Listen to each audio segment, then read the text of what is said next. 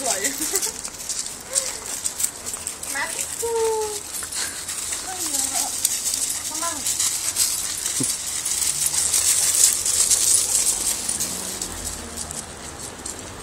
My s ním vlastně chodíme na cvičák.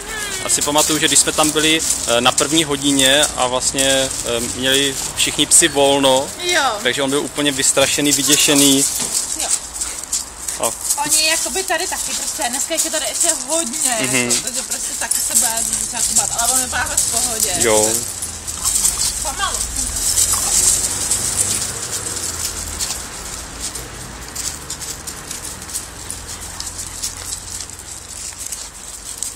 Tam máme právě jednoho podobného, tam je dospělý. Jsem mu strašně podobný. A dneska tady není.